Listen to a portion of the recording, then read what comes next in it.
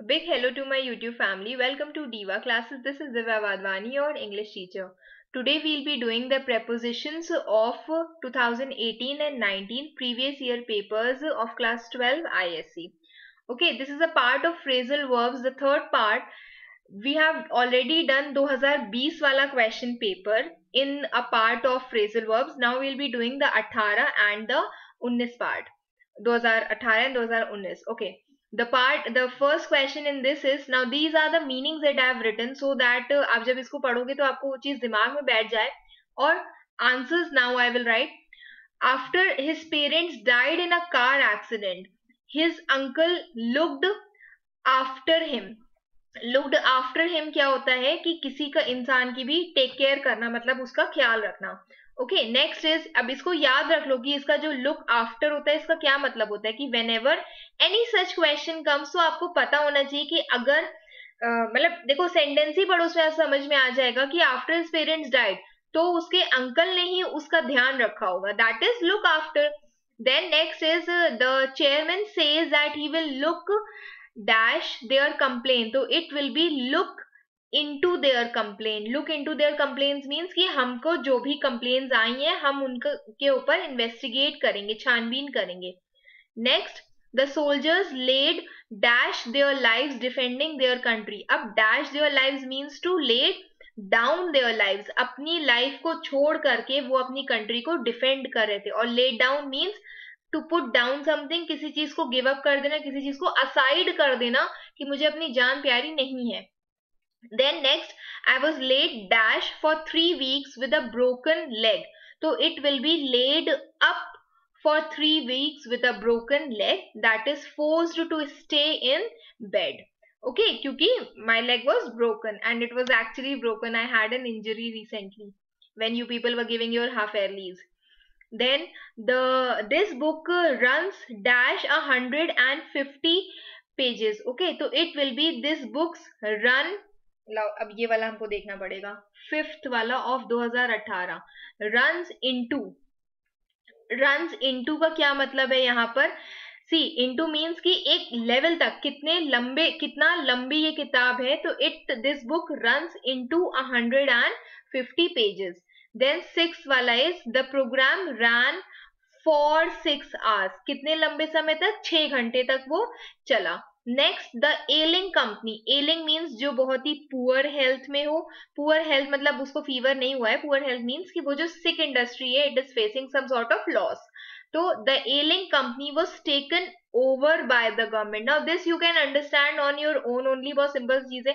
Take over करना, आपने बहुत बार ये वर्ड सुना होगा. इसका मतलब क्या होता है कि किसी चीज के ऊपर रूल करना या अपना राज उसके ऊपर रखना या किसी चीज को मनी दे करके उसको रख लेना अपने पास. ओके, परचेज कर लेना.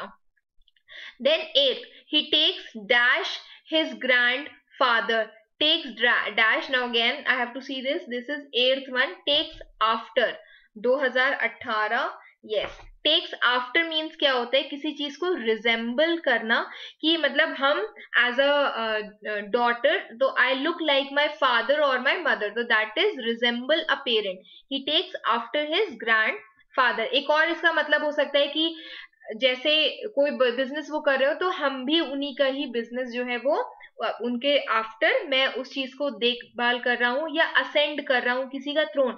जैसे हिस्ट्री में जो उनके सन होते हैं वो अपने जो भी किंग है, किंग के जो सन होते हैं वो उनके ही थ्रोन को टेक आफ्टर कर लेते हैं. Okay, then 9th one, I have an appointment with the dentist. ये तो बहुत ही सिंपल सा टर्म है कि मेरा अपॉइंटमेंट डॉक्टर के साथ, डेंटिस्ट के साथ है.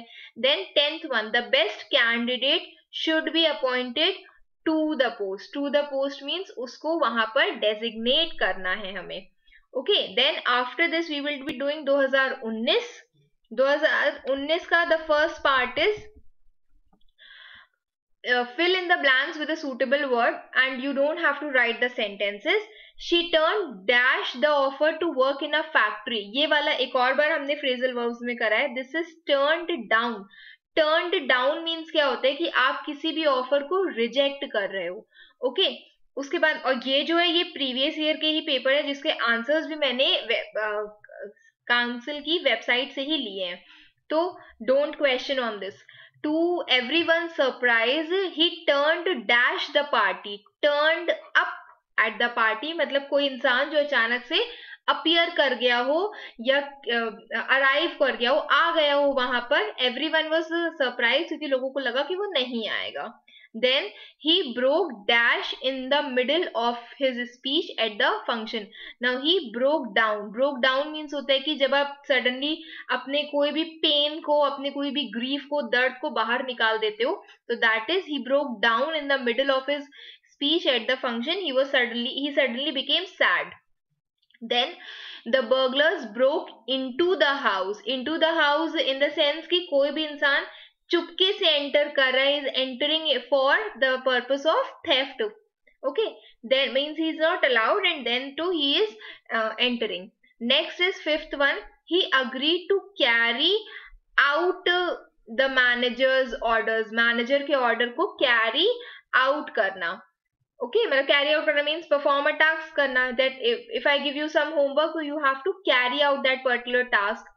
Then Sita's daughter carried dash the family business when Sita went abroad. So it will be carried on. Carried on करना मतलब कंटिन्यू करना. सीता की जो डॉटर थी, she continued the family business जब सीता अब्रॉड गई थी, बाहर गई थी. Okay,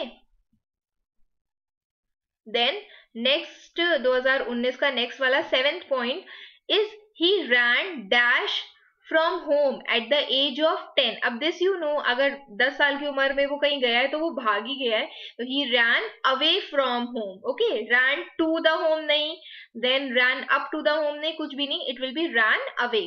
Then I ran dash my old friend into the in the marketplace. So ran into होगा. Into means क्या होता है कि जब आप किसी से कोलाइड कर जाते हो.